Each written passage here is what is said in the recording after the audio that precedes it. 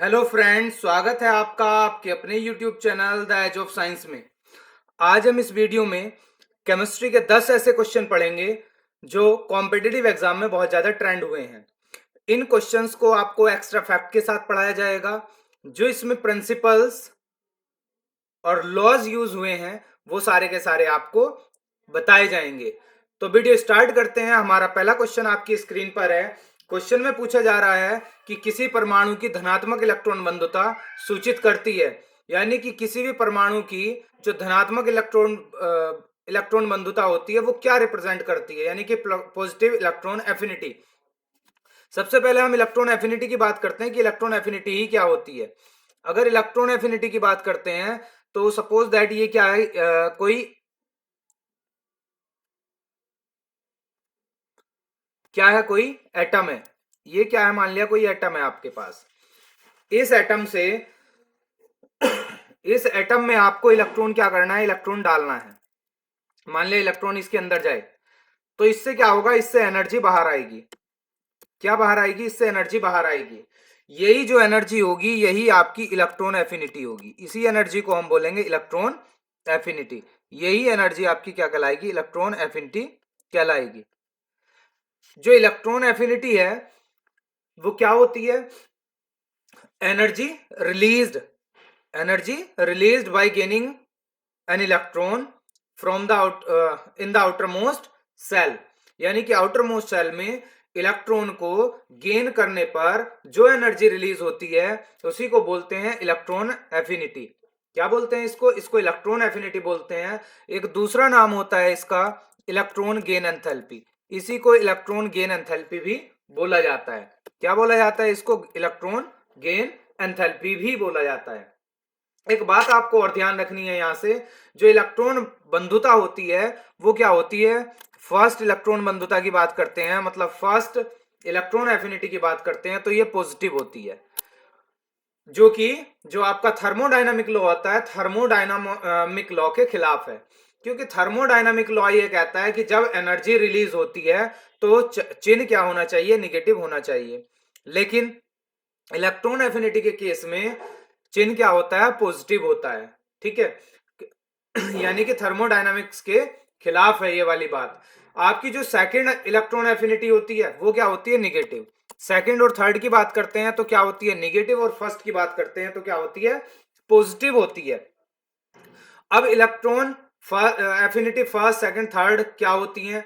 मान लिया कोई एलिमेंट है, उससे पहला इलेक्ट्रॉन निकालने पर जो एनर्जी रिलीज होती है, पहला इलेक्ट्रॉन उसे एक्सेप्ट कराने पर जो एनर्जी रिलीज होती है उसको क्या बोलते हैं, उसे बोलते हैं फर्स्ट इलेक्ट्रॉन एफिनिटी। अगर सेकंड इलेक्ट्रॉन उसे एक्सेप्ट कराएंगे, मतलब उसके अंदर डालेंगे एटम के, तो जो एनर्जी रिलीज होगी उसी को बोलेंगे सेकंड इलेक्ट्रॉन एफिनिटी। ऐसे ही थर्ड कहलाएगी।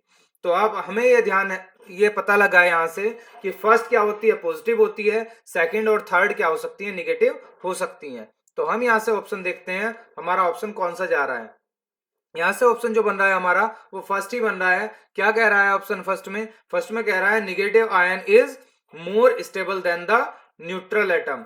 अब जो निगेटिव एटम है, निगेटिव आयन है, वो मोर स्टेबल क्यों हो जाते हैं, वो इसलिए हो जाते हैं क्योंकि वो स्टेबिलिटी स्टेट की तरफ जाते हैं, यानी कि इनर्ट गैस कॉन्फ़िगरेशन धारण करने की कोशिश करते हैं। तो यहां से ऑप्शन जो जाएगा वो सेकंड जाएगा। क्वेश्चन नंबर नेक्स्ट पर चलते हैं, नंबर 2। क्वेश्चन नंबर 2 में पूछा जा रहा है, कुछ आयन दिए गए हैं और इन आयन में से यह पूछा जा रहा है कि पोलराइजिंग पावर किसकी ज्यादा होगी। देखिए यहां एक छोटा सा आपको फैक्ट ध्यान रखना है। क्या ध्यान रखना है कि जो आपकी पोलराइजिंग पावर होती है, ये पोलराइजिंग पावर आपकी डायरेक्टली प्रोपोर्शनल होती है चार्ज के।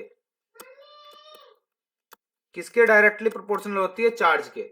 और इसी की बात करें तो ये इनवर्सली प्रोपोर्शनल किसके होती है, साइज के। इसी की बात करते हैं तो किसके इनवर्सली प्रोपोर्शनल होती है, साइज के। मतलब अगर साइज बढ़ेगा तो पोलराइजिंग पावर घटेगी, साइज घटेगा तो पोलराइजिंग पावर बढ़ेगी, यानी कि क्या है, इनवर्सली प्रोपोर्शनल है। अब हमें यहां से यह देखना है कि पोलराइजिंग पावर किसकी ज्यादा होगी। अच्छा, पोलराइजिंग पावर से पता क्या लगता है जिसकी जितनी ज्यादा पोलराइजिंग पावर होती है, जिसकी जितनी ज्यादा पोलराइजिंग पावर होती है उसका कोवलेंट नेचर भी उतना ही ज्यादा होता है। तो हम यहां से कोवलेंट नेचर देख सकते हैं। अब इनमें देखिए सबसे बड़ा साइज, सबसे छोटा साइज किसका होगा। देखिए अगर कैल्शियम की बात करते हैं तो कैल्शियम के जो कॉन्फ़िगरेशन होता है क्या होता है, 288 होता है। Mg की बात करते हैं तो इसका क्या होता है, 28 होता है, 28। अगर Hg की बात करते हैं तो इसका तो एटॉमिक नंबर ही 80 होता है ना।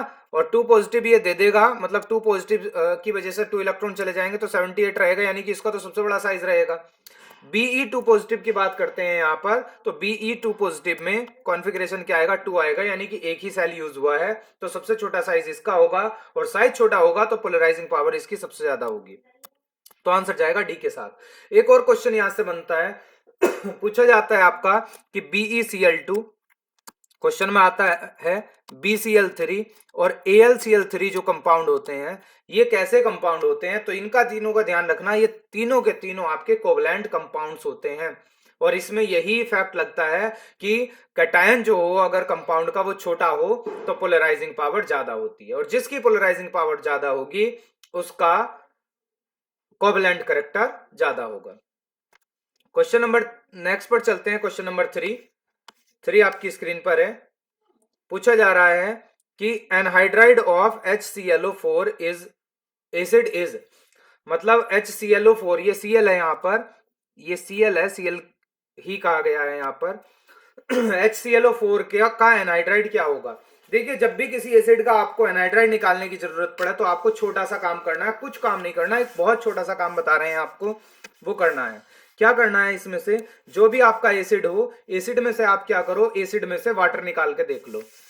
जो भी आपका एसिड होगा, एसिड में से आपको क्या करना है, वाटर निकाल के देखना है बस। अब जैसे ये है आपका कौन सा है एसिड, एसिड है यहाँ HClO4, तो HClO4 में से आप क्या करें, एसिड निकाल के देख लें। जैसे आपका HClO4 है तो HClO4 में से आपको क्या निकालना है, इसमें से निकालना है आपको एसिड। HClO4 में से वाटर निकाल के देख लें, एसिड में से वाटर निकाल के देख लें। मान लिया इसमें से H2O निकालेंगे तो देखो प्रोडक्ट साइड में 2H आ गए, उसके लिए हमें क्या करना पड़ेगा, इसके पहले 2 लगाना पड़ेगा। और जैसे ही यहां 2 लगाएंगे तो यहां से आपका जो कंपाउंड बनेगा वो क्या बनेगा, Cl2O7। क्या बनेगा, Cl2O7, यानी कि आंसर यहां से किसके साथ जाएगा, आपकी डी के साथ जाएगा। D is the correct answer. Next question number 4 में पूछा जा रहा है which of the following has the highest boiling point, इनमें से सबसे ज्यादा बॉइलिंग पॉइंट किसका होगा। तो देखिए बॉइलिंग पॉइंट के लिए हमें 2 चीजें ध्यान रखनी है, तीसरी कोई चीज ध्यान नहीं रखनी है। क्या ध्यान रखनी है, जिसका मोलर मास ज्यादा होता है, मोलर मास अगर बढ़ेगा तो बॉइलिंग पॉइंट भी क्या होगा, बढ़ेगा। पहला पॉइंट तो आपको ये याद रखना है, फर्स्ट तो ये बात है। दूसरी बात क्या है, जिसमें हाइड्रोजन बॉन्डिंग होगी, हाइड्रोजन बॉन्डिंग अगर होगी तो जितनी ज्यादा हाइड्रोजन बॉन्डिंग होगी बीपी भी उतना ही ज्यादा होगा। अब बात अगर दोनों अप्लाई हो गई हैं कि मोलर मास वाली भी ज्यादा और कम वाली और हाइड्रोजन बॉन्डिंग वाली भी, तो हम जो प्रेफर करेंगे वो हाइड्रोजन बॉन्डिंग को प्रेफर करेंगे। जिसमें हाइड्रोजन बॉन्डिंग होगी उसका बॉइलिंग पॉइंट ज्यादा हो जाएगा। एक और चीज यहां से ध्यान रखें, जो हमारे अल्काइल हैलाइड होते हैं यानी कि RX, ठीक है, जो हमारे अल्काइल हैलाइड होते हैं वो हाइड्रोजन बॉन्डिंग नहीं बनाते। दूसरी अगर बात करें तो जो हमारे अल्केन्स होते हैं, अल्केन की बात करते हैं तो अल्केन्स भी हमारे हाइड्रोजन बॉन्डिंग नहीं बनाते। तो देखो यहाँ ए ऑप्शन में मिथेन दिया गया है, यानी कि अल्केन है, हाइड्रोजन बॉन्डिंग नहीं बनाएगा। सी वाला भी नहीं बनाएगा, डी वाला भी नहीं बनाएगा, कौन बनाएगा, बी। मिथेनॉल दिया गया है तो मिथेनॉल हाइड्रोजन बॉन्डिंग बनाता है, मिथाइल अल्कोहल हाइड्रोजन बॉन्डिंग रखता है, therefore it has high boiling point. Next question, question में पूछा जा रहा है which one of the following has square planar geometry, इनमें से किसकी ज्योमेट्री स्क्वायर प्लेनर होगी। तो ज्योमेट्री निकालने का एक तरीका बताते हैं आपको कि जो सेंट्रल एटम होता है उस सेंट्रल एटम के आप इलेक्ट्रॉन ले लो। जैसे यहां सेंट्रल एटम कौन है, SI है, और SI के जो आउटर मोस्ट सेल के इलेक्ट्रॉन होंगे वो 4 होंगे, यानी कि बैलेंस इलेक्ट्रॉन ले लो।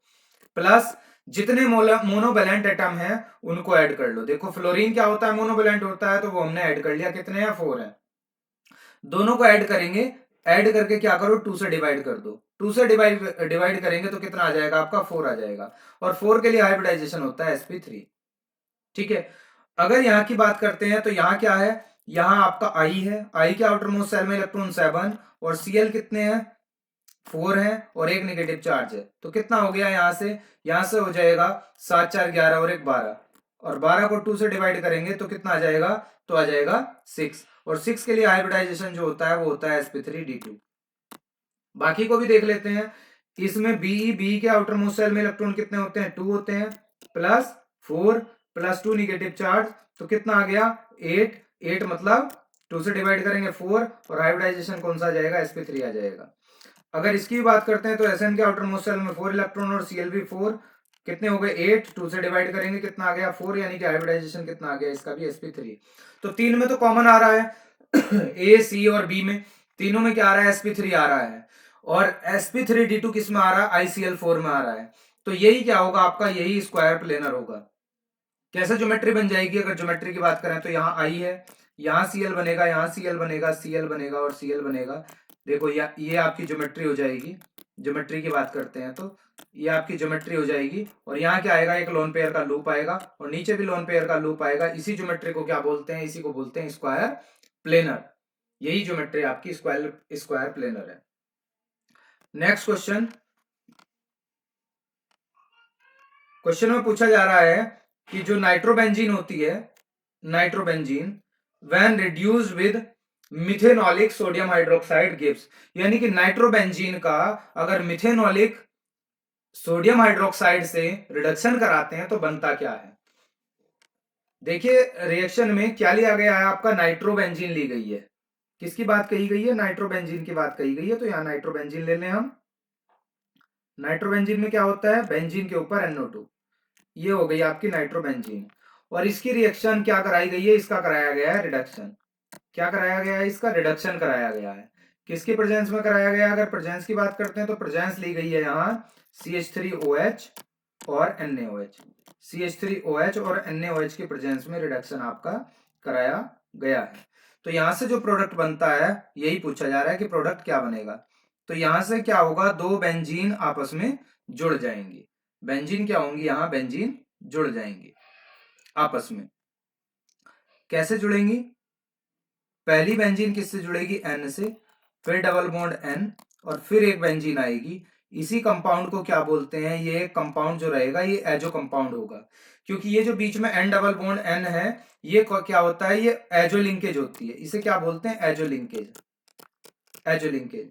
तो ये जो कंपाउंड बनेगा इसी को बोल देंगे एजो बेंजीन, एजो बेंजीन। अब हम देखें कि एजो बेंजीन हमारे ऑप्शन में है, तो अगर हम ऑप्शन में अपने देखते हैं तो एजोबेंजीन हमारा बी ऑप्शन है, यानी कि बी ऑप्शन हमारा क्या हो जाएगा, यहां से करेक्ट हो जाएगा। नेक्स्ट क्वेश्चन पर चलते हैं अब जरा। नेक्स्ट क्वेश्चन में भी एक रिएक्शन दी गई है, देखिए ऑर्गेनिक सी क्वेश्चन है, और इसमें भी क्या दी गई है, आपको एक रिएक्शन दी गई है और इस रिएक्शन को कंप्लीट करा रहा है। पूछ रहा है इस रिएक्शन में बी क्या बनेगा, इस रिएक्शन में हमें बी बताना है, बी बनेगा क्या। पहले तो ये देखिए जो स्टार्टिंग में दिया गया है आपको दी गई है बेंजीन, और बेंजीन की CHCl3 से रिएक्शन कराई गई है, एनहाइड्रस AlCl3 की प्रेजेंस में A बना है, फिर उसका KMnO4 से रिएक्शन कराई गई है और क्या बना है, B बना है। अब पूछ रहा है B प्रोडक्ट क्या होगा, यानी कि जो B है वो क्या होगा। तो इस रिएक्शन को भी पहले पूरा करते हैं कि रिएक्शन में बनने वाला क्या क्या है इसमें। देखिए रिएक्शन किसकी कराई गई थी, बेंजीन की कराई गई थी, तो हम पहले बेंजीन को ही ले लें, बेंजीन की रिएक्शन करा के देखें। किससे कराई गई थी बेंजीन की रिएक्शन, बेंजीन की रिएक्शन कराई गई थी CHCl3 से और एनहाइड्रस AlCl3 की प्रेजेंस में, एनहाइड्रस AlCl3 की प्रेजेंस में रिएक्शन कराई गई थी। तो देखिए यहां से क्या होगा, बेंजीन को आप जानते ही हैं कि बेंजीन के जितने भी कॉर्नर होते हैं सब पर एक एक H होता है, मतलब हर कार्बन पर एक H होता है, वहां का एक H और यहाँ का एक Cl, क्या निकल जाएगा, HCl निकल जाएगा, और जहां से H निकला है वहीं पर अटैच हो जाएगा बचा हुआ कंपाउंड। अब बचा क्या है, यहां से बच गया है यहाँ से CHCl2। अब इसकी रिएक्शन किससे कराई जा रही है, KMnO4 से। अब जब KMnO4 से रिएक्शन कराई जाती है तो KMnO4 एक ऑक्सीडाइजिंग एजेंट है, ऑक्सीडेशन करेगा इसका, और ऑक्सीडेशन करके क्या बना देगा, इस कंपाउंड का बेंजोइक एसिड बना देगा। मोस्टली बेंजोइक एसिड में ही क्या करता है, मतलब एसिड में ही, कार्बोजाइलिक एसिड में ही ये ऑक्सीडेशन करता है, तो यहां से जो प्रोडक्ट बनेगा वो बनेगा बेंजोइक एसिड। बेंजीन के ऊपर COOH को बोलते हैं बेंजोइक एसिड। देखिए ऑप्शन में देखते हैं बेंजोइक एसिड क्या हमें दिया गया था, हाँ बिल्कुल दिया गया था। ऑप्शन हमारा कौन सा है, ऑप्शन यहां से जाएगा C is the correct answer. Next question पर चलते हैं, क्वेश्चन नंबर 8 पर। और क्वेश्चन नंबर ए में फिर से कोई रिएक्शन दी गई है, ये भी ऑर्गेनिक से ही है क्वेश्चन। और यहाँ क्या कहा गया है, phenol undergoes Kolbe reaction when treated with CO2 and gives product X। यानी कि हम CO2 से अगर फिनोल की रिएक्शन करा दें तो X बनता है। विच वन एसिटाइलेशन, यानी कि हम X का ही एसिटाइलेशन कराएं तो क्या बनता है, बाई बनता है। और पूछ रहा है वाई इज यूज एज, यानी कि बाई किसकी तरह यूज होता है दिया गया है anti malarial drug, anti fungal, pain killer और एंटीसेप्टिक। तो पहले इसकी भी रिएक्शन करा के देखते हैं क्या क्या बनने वाला है यहां से। देखिए यहां रिएक्शन की बात करते हैं तो यहां क्या दिया गया था आपको, फिनोल दिया गया था। फिनोल की क्या करानी है, फिनोल की कॉल्बे रिएक्शन करानी है। चलिए फिनोल की कॉल्बे रिएक्शन कराते हैं हम। ये फिनोल है और इसकी रिएक्शन किससे करा दें, CO2 से करा दें। CO2 से कराएंगे, यही रिएक्शन कॉल्बे कहलाएगी। ये क्या है, ये कॉल्बे रिएक्शन है, ठीक है। तो यहां से क्या होता है, यहां से ये होता है कि आपका जो कंपाउंड बनता है वो बनता है सैलिसिलिक एसिड। इसका जो प्रोडक्ट होता है वो क्या होता है, सैलिसिलिक एसिड। ये आपका सैलिसिलिक एसिड है, इसको बोलते हैं सैलिसिलिक एसिड। अब इस सैलिसिलिक एसिड का कराया गया है एसिटाइलेशन। एसिटाइलेशन में इसकी रिएक्शन किससे कराई गई है, इसकी रिएक्शन कराई गई है CH3 CO CO CH3। ये आपका एसिटिक एनहाइड्राइड है, इससे रिएक्शन कराई गई है। तो इससे रिएक्शन होने पर होगा क्या, ये हमें देखना है। रिएक्शन होने पर क्या होगा, देखिए बच्चों यहां से ये वाला तो आपका H, ये जो H दिखाई दे रहा है आपको यहाँ अल्कोहल का, और यहां से ये इतना कंपाउंड, ये जुड़ के क्या बना लेगा, एसिटिक एसिड बना लेगा। अगर इसकी बात करें तो ये क्या बनाएगा, यहां से ये एसिटिक एसिड यहां से बना लेगा। कैसे बनाएगा एसिटिक एसिड, एसिटिक एसिड की बात करते हैं तो एसिटिक एसिड क्या होता है, एसिटिक एसिड होता है CH3COOH। बन गया ना एसिटिक एसिड। प्लस जहां से H हटा है वहां पर बाकी का बचा हुआ कंपाउंड जुड़ जाएगा। बाकी का बचा हुआ कंपाउंड है क्या, बाकी का बचा हुआ कंपाउंड O तो वहां था और COCH3 और ऐड हो गया। और इस पोजीशन पर क्या था, इस पोजीशन पर था COOH। क्या बोलते हैं इस कंपाउंड को, जो ये कंपाउंड बना है इसी को बोलते हैं एस्प्रिन, ASPIRIN। जो एस्प्रिन होती है बिल्कुल डिस्प्रिन के जैसी होती है, और डिस्प्रिन को आप जानते हैं, डिस्प्रिन क्या होती है, पेन किलर होती है। यानी कि एस्प्रिन डिस्प्रिन की बहन है, तो क्या होगी ये पेन किलर होगी। और पेन किलर हमारे शायद ऑप्शन में था, हम उसी को क्या करेंगे, यहां से करेक्ट करेंगे। सी ऑप्शन आपका बिल्कुल सही हो जाएगा। Next question, second last question आपकी स्क्रीन पर। क्वेश्चन में पूछा जा रहा है, एक फिर से रिएक्शन दी गई है और पूछा जा रहा है इस रिएक्शन का नाम क्या होगा। नेम रिएक्शन है कोई, और ये पूछ रहा है ये नेम रिएक्शन कौन सी होगी। देखिए बच्चों यहां से नेम रिएक्शन में पहले ये देखिए कि रिएक्टेंट में और प्रोडक्ट में चेंज क्या हो रहा है। रिएक्टेंट में आपको जो कंपाउंड दिया गया है वो दिया गया फिनोल, और यहां अगर देखें तो यहां पर दिया गया है सैलिसिलएल्डिहाइड। यानी कि फिनोल वैसे का वैसे ही, बस क्या अटैच हुआ है, CHO अटैच हुआ है। बस यहां से ये देख लें कि कौन सी रिएक्शन ऐसी है जो CHO बनाती है। तो सबसे पहली बात कोल्बे रिएक्शन की करते हैं, तो कोल्बे रिएक्शन तो हो नहीं सकती। कोल्बे रिएक्शन अभी बताया था आपको सैलिसिलिक एसिड बनाती है। दूसरी पर्किन भी यहां से नहीं होगी।